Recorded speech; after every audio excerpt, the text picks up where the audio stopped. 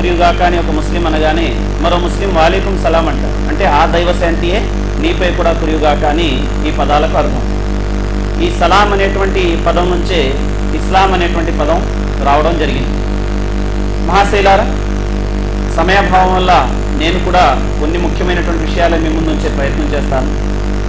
ప్రధానంగా మనిషి ఈరోజు మనశ్శాంతిని కోల్పోవడానికి, సొసైటీలో ఈరోజు నైతిక రుగ్మతలు పెరిగిపోయి ప్రపంచమంతా అశాంతిమయంగా మారడానికి ప్రధానమైనటువంటి కారణాలు ఏమిటి, వాటికి సంబంధించిన విషయాన్ని నేను మీ ముందు ఉంచడానికి ప్రయత్నం చేస్తాను. మొదటిది ఏమిటంటే, మనిషి రెండు పదార్థాల కలయిక. ఒకటి భౌతికపరమైనది, రెండవది అభౌతికమైనది. భౌతికపరమైనటువంటి ఈ శరీరానికి సర్వసృష్టికర్త అయిన దైవం ఈ భౌతిక ప్రపంచం నుంచి ఆహారాన్ని ఏర్పాటు చేశారు. మనం తింటున్నాం, త్రాగుతున్నాం, బలం పెంచుకుంటున్నాం. కానీ అభౌతికపరమైనటువంటిది ఒకటి ఉంది మన శరీరంలో. దాన్ని ఆత్మ అని, మనస్సు అని, ఇంకా రకరకాల పేర్లతో దాన్ని పిలవడం జరుగుతుంది. దానికోసం మనం ఆలోచించడం లేదు. కానీ సృష్టికర్త అయినటువంటి దైవం భౌతికపరమైనటువంటి ఈ శరీరానికి ఏ విధంగా అయితే భౌతిక ప్రపంచం నుంచి ఆహారాన్ని ఏర్పాటు చేశాడో, అదేవిధంగా అభౌతికమైనటువంటి ఆత్మకు తన నుంచి ఆహారాన్ని ఏర్పాటు చేశాడు.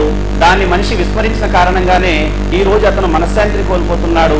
ప్రపంచంలో అశాంతి, ఇంకా అనేక రకాలైనటువంటి చెడులను మనం చూస్తున్నాం. ఇక్కడ ఒక చిన్న ఉదాహరణ ఈ సందర్భంగా ఇవ్వాలి.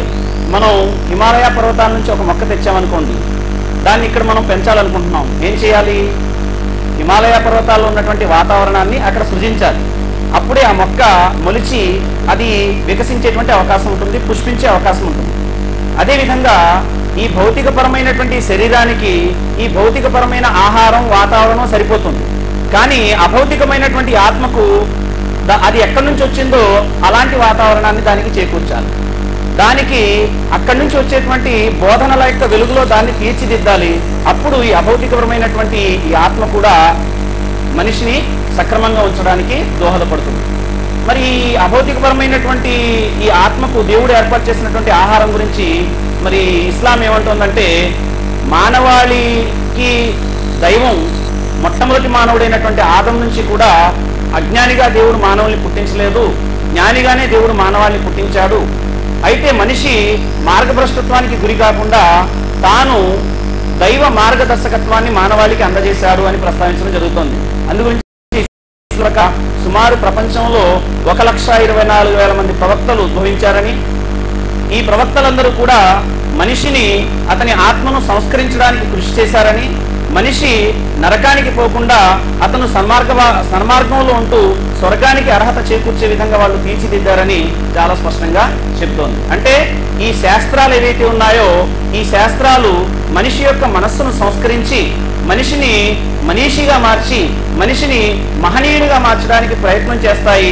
ఇంకా దైవ అనుగ్రహానికి, దైవానికి అత్యంత చేరువ చేయడానికి ఈ గ్రంథాలు దోహదం చేస్తాయి. మనిషి కాబట్టి ఈ శాస్త్రాన్ని గట్టిగా పట్టుకోవాలి అనేటువంటి విషయాన్ని చాలా స్పష్టంగా చెప్పడం జరిగింది. అందుకనే గీతా శాస్త్రంలో కూడా ఒక చోట అంటాడు, 16వ అధ్యాయం 24వ శ్లోకంలో, తస్మాత్ శాస్త్రం ప్రమాణంతే కార్యాకార్య వ్యవస్థితో జ్ఞాత్వా శాస్త్ర విధానోక్తం కర్మకర్తు మిహర్హసి అంటాడు.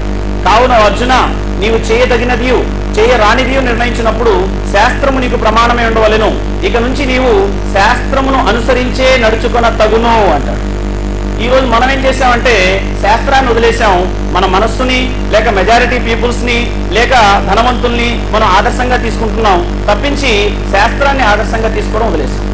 శాస్త్రం ఏమంటుంది? నువ్వు మాట్లాడాలన్నా, మాట్లాడకుండా ఉండాలన్నా, నువ్వు అడుగు తీసి అడుగు వేయాలన్నా, ఆ అడుగు వెనక్కి వేయాలన్నా, ఏది చేయాలన్నా నీకు శాస్త్రం ప్రమాణమే ఉండాలి. That's all. అంటే శాస్త్రం చెప్పింది అది ప్రజల